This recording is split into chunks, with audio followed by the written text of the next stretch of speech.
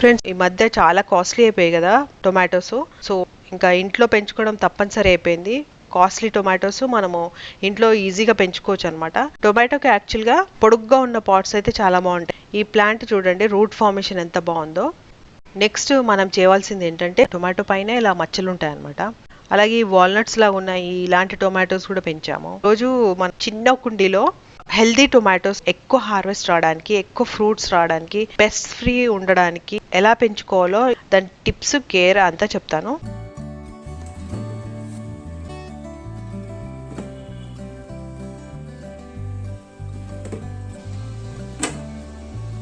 So ఇప్పుడు వరకు మీరు మన ఛానల్ని సబ్స్క్రైబ్ చేసుకోకపోతే సబ్స్క్రైబ్ చేసుకోండి. అలాగే లైక్ చేసి షేర్ చేస్తూ ఉండండి. Welcome to Telugu gardener with arts. అలాగే మీరు నన్ను ఇన్స్టాగ్రామ్ ఇంకా ఫేస్బుక్లో కూడా ఫాలో అవ్వచ్చు.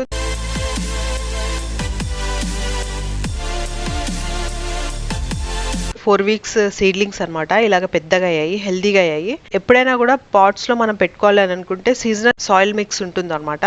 సో అలాంటి సాయిల్ మిక్స్ మనం పెట్టుకోవాలి. దీంట్లో ఇది వర్షాకాలం సాయిల్ మిక్స్ చేశాను. సో ఈ సీడ్స్ వేసిన తర్వాత ఇలాగ హెల్దీగా గ్రో అయ్యాయి. ఇప్పుడు ఇవి 4 weeks ప్లాంట్స్ అండి, ఇలాగ గ్రో అయ్యాయి.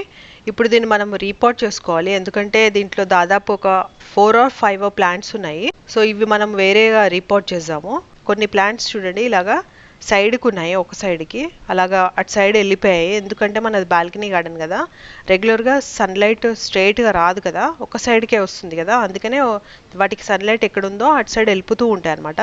సో దీన్ని మనం ఇప్పుడు రీపాట్ చేసుకోవాలి. ఇవన్నీ కూడా మనవి చిన్న కుండీలే అనమాట, దాదాపు 6 inches మ్యాక్సిమము. టొమాటోకి యాక్చువల్గా పొడుగ్గా ఉన్న పాట్స్ అయితే చాలా బాగుంటాయి. ఇప్పుడు నాకు అవైలబుల్ లేవు కాబట్టి ఇప్పుడు ఈ 6 inches పాట్లోనే వేసేస్తున్నాను. రెండు కూడా ఆల్మోస్ట్ 6-7 inches పాట్స్. 15 to 20 daysలో వచ్చిన సీడ్లింగ్స్ ఉంటాయి కదా, అవి రీపాటింగ్ చేస్తే చాలా బాగుంటాయి. ఇప్పుడు చిన్న ప్లాంట్ ఉంది కదా, అంత సైజు అయితే రీపాటింగ్ చేస్తే బాగుంటుంది. ఈ ప్లాంట్ చూడండి, రూట్ ఫార్మేషన్ ఎంత బాగుందో. ఇది కూడా ఇప్పుడు రీపాటింగ్ చేస్తున్నాము. పాట్లో సాయిల్ మిక్స్ నేను ఆల్రెడీ మీకు చూపించాను, అదే సాయిల్ మిక్స్ వాడాను. దీంట్లో చాలా బాగా పెరిగాయి సీడ్లింగ్స్, చూడండి హెల్తీగా గ్రో అయ్యాయి కదా. ఇప్పుడు ఈ పాట్లో వేసేస్తున్నాను.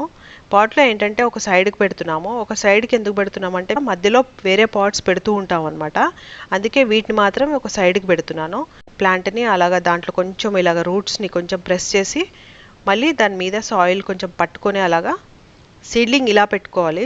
పట్టుకొని కొంచెం ప్రెస్ చేయాలి, ఎక్కువ గట్టిగా ప్రెస్ చేయకూడదు, కాడ కమిలిపోకుండా చూడాలి. ప్లాంట్స్ని సెట్ చేసుకోవాలి. సెట్ చేసేసుకొని పక్కన పెట్టేసుకోవాలి. 2 days అవి ఎండలో ఉండకుండా నీడలో పెట్టుకోవాలండి.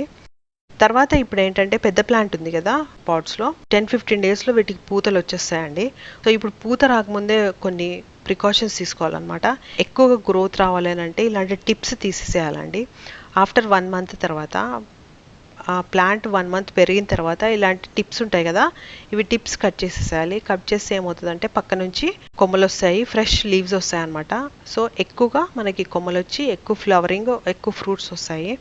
అలాగే ఈ 3 ప్లాంట్స్ కూడా నేను టిప్స్ తీసేస్తున్నాను. టిప్స్ తీసేసిన తర్వాత ఇప్పుడు నెక్స్ట్ చేయాల్సింది ఏంటంటే, ఇప్పుడు మనం ఫర్టిలైజేషన్ చేసుకోవచ్చు. ఫర్టిలైజేషన్లో ఏంటంటే బోన్ మీల్ పౌడరు, ఇంకా ఎప్సమ్ సాల్ట్, అలాగే NPK, mustard cake, cow dung, neem powder, ఇవన్నీ కూడా సరి అయిన మిశ్రమంలో కలిపేసి దానికి హార్డ్లీ ఒక 1 spoon లేకపోతే 2 spoons కంటే ఎక్కువ వేయకూడదు, డిపెండింగ్ ఆన్ ద పాట్ అనమాట. సో ఇది పాట్లో వేసిన తర్వాత ఇప్పుడు ఈ టైంలో వాటికి ఏమవుతుందంటే కర్లీ లీఫ్ వస్తూ ఉంటుంది అనమాట. అట్లీస్ట్ వీక్లీ వన్స్ ఏంటంటే నీమ్ ఆయిల్ స్ప్రే చేస్తూ ఉండాలి మొక్కలకి. ఈ నీమ్ ఆయిల్ వచ్చేసి ఏంటంటే 1 liter వాటర్కి మనము 5 ml నీమ్ ఆయిల్ కలిపేసి బాగా కలిపేసి స్ప్రే కొట్టేయాలి. మొత్తం ప్లాంట్ అంతా కొట్టేసేయాలి. పురుగులు ఉన్నా లేకపోయినా కూడా కొట్టేసేయాలి. ఆల్ కార్నర్స్లో కొట్టాలన్నమాట. ప్లాంట్స్కి కర్లీ లీఫ్ వచ్చింది అనుకోండి, అప్పుడు చాలా ప్రాబ్లం అవుతుంది. రాకముందే ఏం చేయాలంటే, షాప్లో పానాకులు అమ్ముతారు కదా, వాళ్ళ దగ్గర ఇలాగ చున్నం దొరుకుతుంది. ఈ చున్నం కొంచెం ఇప్పుడు చూపించాను కదా, అంత మాత్రము కొంచెమే, ఒక చిన్న పీస్ కొంచెం వాటర్లో ఇలా కలిపేసి, ఆ వాటర్ దీంట్లో లైమ్ వాటర్ ఉంది కదా, ఆ వాటర్ దీంట్లో వేసేసేయాలన్నమాట. ఇలా వేస్తే ఏమవుతుందంటే ప్లాంట్స్ చాలా గ్రో అవుతుంది. అది రెగ్యులర్గా 10 daysకి ఒకసారో లేకపోతే 1 week ఒకసారో వేస్తూ ఉంటాను. అప్పుడు బాగా ఫ్లవరింగ్ వస్తుంది. మంచి ఫ్లవరింగ్ వచ్చినప్పుడు నెక్స్ట్ మనం చేయవలసింది ఏంటంటే ఆర్టిఫిషియల్ పాలినేషన్ అండి. మన అర్బన్ గార్డెనింగ్ కదా, సిటీస్లో ఎక్కువగా బీస్ కానీ చీమలు కానీ ఎక్కువగా తిరగకపోవచ్చు. అందుకే ఏం చేయాలంటే ఆర్టిఫిషియల్ పాలినేషన్ చేస్తే ఏమవుతుందంటే ఖచ్చితంగా ఫ్రూట్ అవుతుంది అనమాట.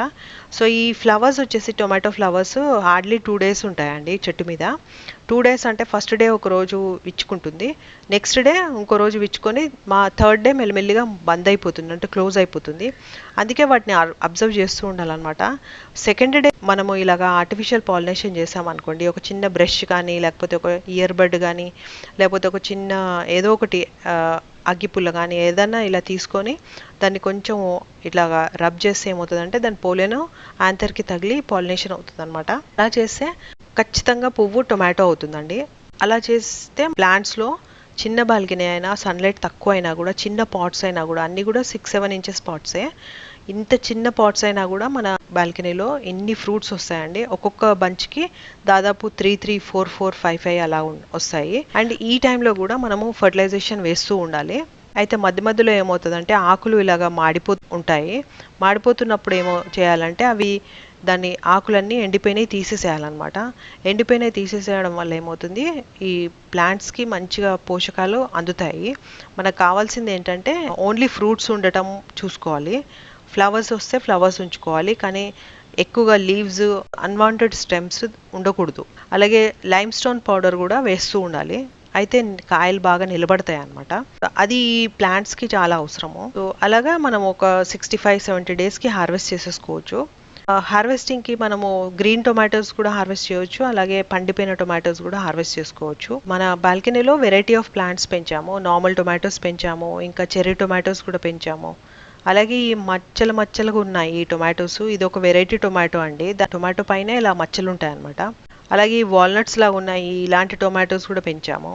సో చిన్న కుండీలో కూడా మనము చాలా బాగా హార్వెస్ట్ చేసుకోవచ్చు. సో ఈ చిన్న టిప్స్తో మనము ఎక్స్పెన్సివ్ టొమాటోస్ మనము మన గార్డెన్లోనే పండించుకోవచ్చు. సో హోప్ ఈ వీడియో మీకు ఇన్ఫర్మేటివ్ ఉందని అనుకుంటున్నాను. ఒకవేళ నచ్చితే లైక్ చేయండి, షేర్ చేయండి, సబ్స్క్రైబ్ చేయండి. Thank you so much for watching the video.